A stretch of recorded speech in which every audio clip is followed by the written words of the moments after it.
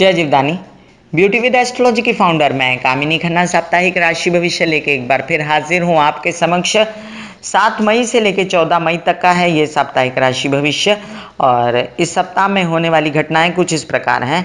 8 तारीख को है सोम प्रदोष, मतलब इस दिन आप अपने बच्चों के लिए व्रत रखते हैं, पूजा करते हैं। शिव जी का ये दिन होता है और इस दिन से कोई भी आप पूजा शिव जी की आरंभ भी करा सकते हैं, मतलब जैसे महामृत्युंजय जाप वगैरह या लघु रुद्री या रुद्री, कोई भी पूजा आपको शिव जी की करनी है तो आप इस दिन कर सकते हैं।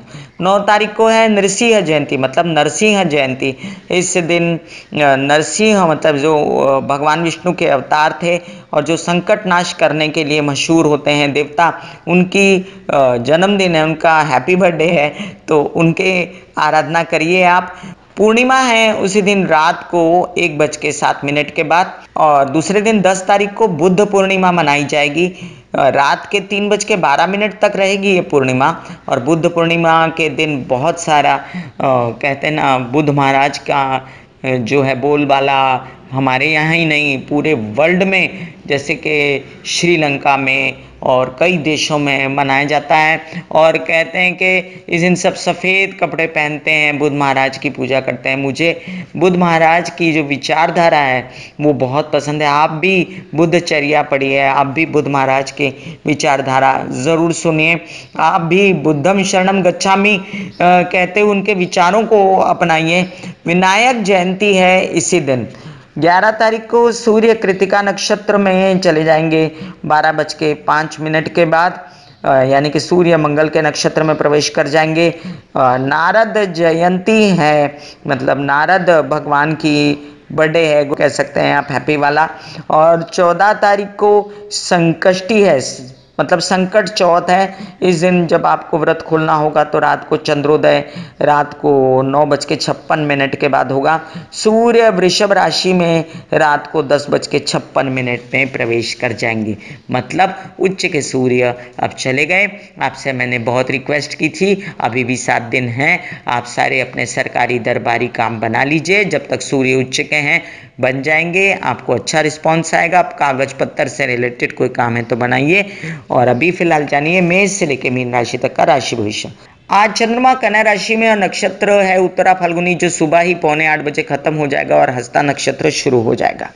तो मेष राशि के लिए चंद्रमा चाहे षष्ठ में हो और उनको इतना मज़ा नहीं आ रहा, अपने सुख में कमी लग रही है, लेकिन इनको नक्षत्र सूट कर रहा है और जिसकी वजह से थोड़ा बच बचाव बना रहेगा और बहुत ज़्यादा कोई ऐसी टेंशन वाली स्थिति नहीं आएगी। हालांकि षष्ठ में आके चंद्रमा कोई विशेष लाभ नहीं देते आपको, और आपको जो लाभ दे रहे हैं वो लग्न में बैठे सूर्य महाराज दे रहे हैं आपको एकदम तड़पदार पर्सनालिटी बना रहे हैं, आप एकदम जोरदार हो रहे हैं।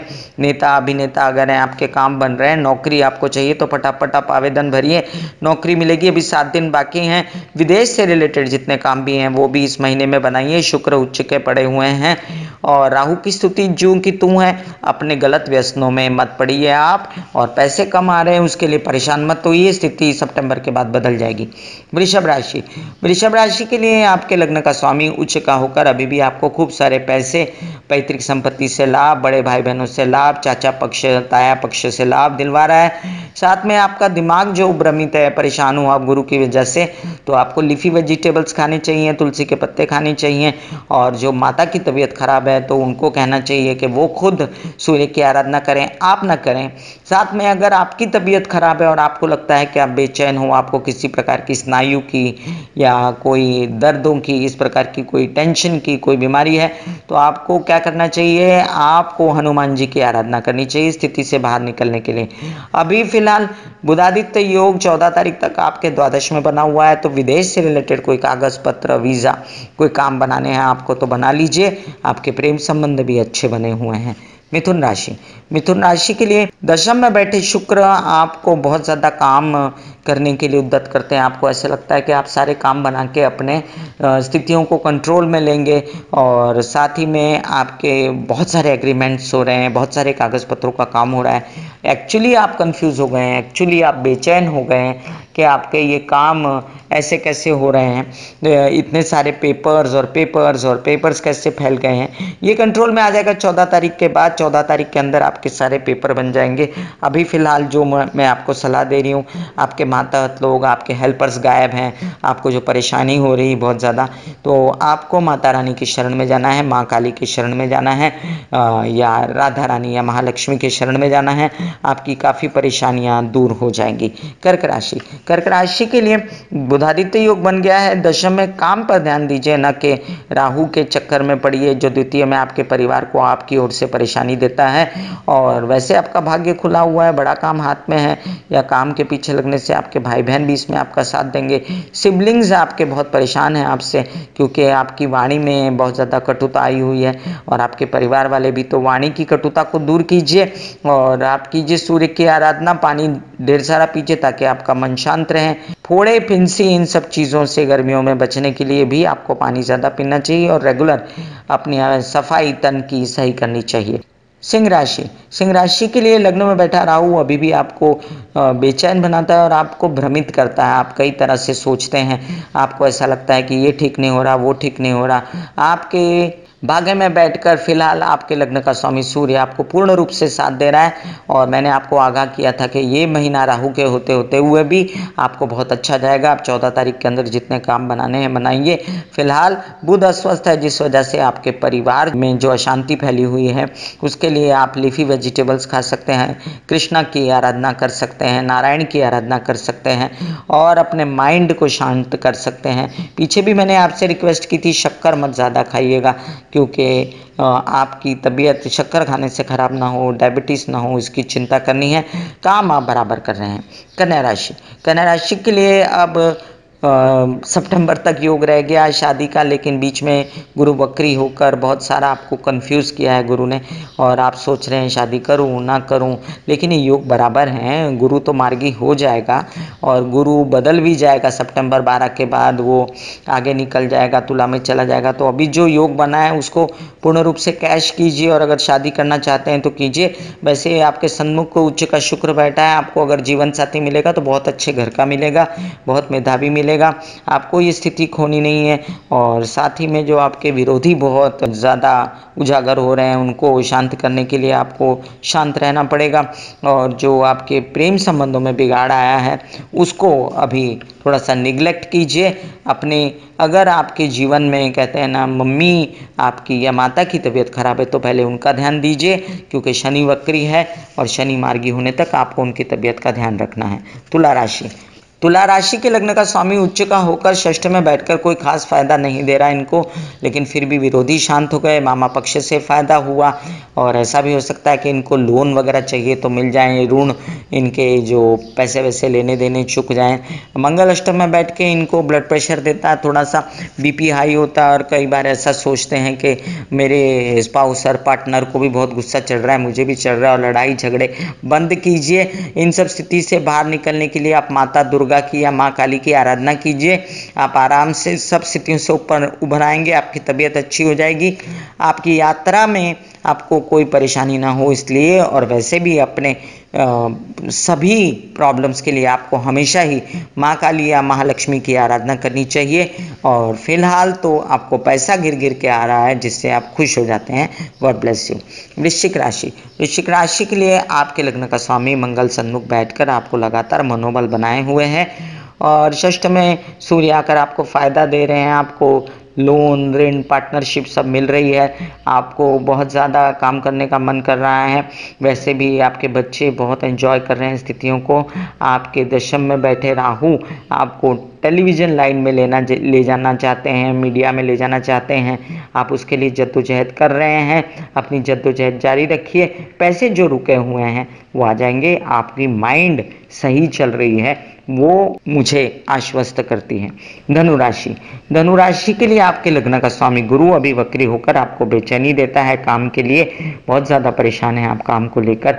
आपको करनी चाहिए नारायण की आराधना, आपको पहनना चाहिए पुखराज, या इसके अलावा भी आप कर सकते हैं कोई ऐसे केले के पेड़ की सेवा, जिसके वजह से आपके जीवन में काफ़ी बदलाव आएगा। हालांकि वृक्षों की सेवा करना तो अच्छा ही होता है, पौधे को पनपाना तो अच्छा ही होता है, लेकिन केले का पेड़ विशेष रूप से नारायण का प्रतीक माना जाता है। और कहा जाता है कि अगर धनु राशि वाले परेशान हो तो इनको चंदन भी लगाना चाहिए माथे पे। तो बहुत सारे उपाय हैं, आप मुझे कांटेक्ट कर सकते हैं। वैसे बता दूं कि भाग्य को भी रोकता है राहु, सिर्फ और सिर्फ काम का आपको बहुत टेंशन है, और आपकी माता आपको जो सपोर्ट करती है वो अवर्णनीय है, जिस वजह से आपके काम सही चलते हैं। सोच सही रहे हैं आप, आपकी सोच गलत नहीं हो रही। विद्यार्थियों के लिए रिजल्ट बहुत अच्छे लग रहे हैं, तो गॉड ब्लेस देम। मकर राशि, मकर राशि के लिए आपके लग्न का स्वामी अभी तक अस्वस्थ और ऊपर से वक्री होकर विदेश से रिलेटेड कामों में आपको टेंशन देता है। अगर आपको प्लस पॉइंट देखने हैं तो प्लस देखिए। प्लस ये है कि आप खरीद रहे हैं, आप कोई प्रॉपर्टी, तो उसकी लेन देन हो जाएगी, उसका अच्छा डील हो जाएगी। आपको पैसे बचा के सब करना है, और आप गुस्सा मत करिए, गुस्सा करेंगे तो बात बिगड़ेगी। और आप अपने हेल्पर्स, आपको स्टाफ अच्छा मिला है, उनको एंजॉय कीजिए। आपके जो फिलहाल जो तबीयत खराब जो आपको लगती है, उसके लिए आप अपने पेट का ध्यान रखिए, बॉयल खाइए। और सब स्थितियों को सुधारने के लिए अगर ओवरऑल मैं कहूँ तो आप महाकाल और महाकाली की पूजा कीजिए। कुंभ राशि, कुंभ राशि के लिए आपके लग्न का स्वामी जो है शनि, वो जाके दशम में बैठकर वक्री हो गया, तो पैसे जो आ रहे थे वो अभी रुके हैं। और कोई बात नहीं, जब मार्गी हो जाएंगे तो पैसे खुलेंगे। तब तक आप परिवार का सुख जो मिल रहा है आपको, उसको एंजॉय कीजिए। आप अपनी यात्रा पे निकले हुए हैं, बच्चों के साथ एंजॉय कर रहे हैं, घूम फिर रहे हैं, उसको एंजॉय कीजिए। तबीयत आपको पेट से रिलेटेड, घुटने से रिलेटेड, गुदाज से रिलेटेड, तलवों से रिलेटेड, गर्दन से रिलेटेड जो परेशानी है, उससे बचने के लिए आपको करनी चाहिए महालक्ष्मी की आराधना, श्री राधा रानी की आराधना, जिससे आपकी तबीयत ठीक हो जाए, श्री कृष्ण की आराधना। और अगर पार्टनर या पत्नी या स्पाउस से शांति से बात करें तो बहुत अच्छा है। मीन राशि, मीन राशि के लिए लग्न में बैठा शुक्र आपको विलासी बनाता है, लेकिन भ्रमित भी करता है आपको। आपके स्वभाव का दोस्त नहीं शुक्र, लेकिन उच्च का होकर आपको यात्राएं बड़ी बड़ी कराएगा, आपको अभिमानी बनाएगा और सोचेगा कि मैं बड़े काम कर सकता हूं।